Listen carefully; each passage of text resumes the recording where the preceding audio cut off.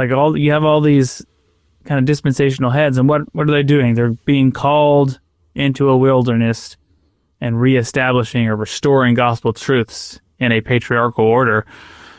And so Joseph Smith, he only has the subset of, let's say, Adamic keys over his dispensation, where Adam has it for the world, or I think Joseph Smith actually taught for the universe, but right, these dispensational heads are a subset of those keys within the family of Adam, but they're all symbolically pointing back to this one great truth, which is man's relationship with God, and that we're created in the image of God. An exaltation, right? It's this eternal round. It has these cycles and these patterns in which we follow, and they all point back to the relationship between man and God, and the relationship of man and his posterity. Good stuff. So continuing on, still talking about Joseph Smith. So we had this, he went through this kind of first vision experience and how he was called of God. It says that God also gave him power to translate the Book of Mormon, and which was given by inspiration and confirmed to others by the ministering of angels, and is now declared unto the world by the ministry of angels.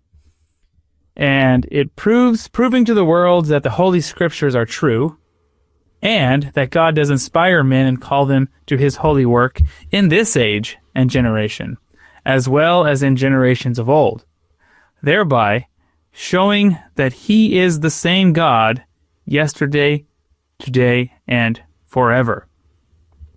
So how is God the same God yesterday, today, and forever? Through dispensationalism, through calling prophets and patriarchs, and through living priesthood and living revelation. That is how God operates, and that is how God can and is always the same. Right? It's in the world, people have this concept of God that's kind of the unknowable God, and they don't understand who God is and how he operates. Well, this is how he operates. He makes connections where possible with men whom he calls on the earth to do his work, and he inspires truth to be revealed through an oracle, through a choice structure. And that's what you see in the Old Testament. That's what you see in the New Testament. And then if we don't see it again, well, either God changed, which he doesn't, or we should expect to see that some more, which we do.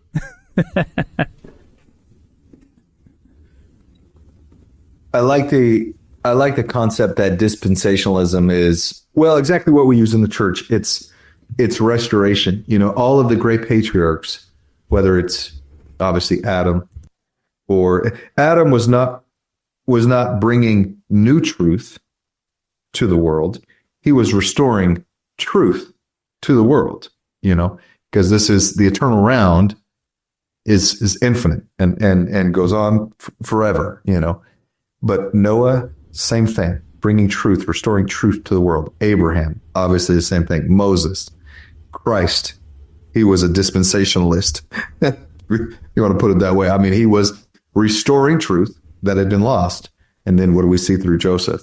Again, restoring this truth that had been lost. And we highlighted here on this slide, you know, kind of talking about the Book of Mormon and that acting as a witness, not only to validate, you know, the previous scripture, the Old Testament and the New Testament, and to confirm that what it teaches is true. But, you know, it validates and confirms the church, obviously, of today is true and is a testament and a witness against the world of this day, of today, that this is the standard now you're being held to.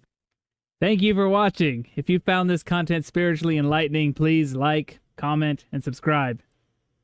Like the gospel, these little things make all the difference, and it helps the algorithm push out better content for everyone to enjoy on YouTube.